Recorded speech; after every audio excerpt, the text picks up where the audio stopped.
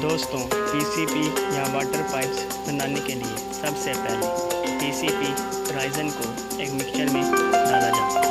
फिर दूसरी चीज़ों को डालकर तकरीबन 15 मिनट तक मिक्स किया जाता है। दोस्तों,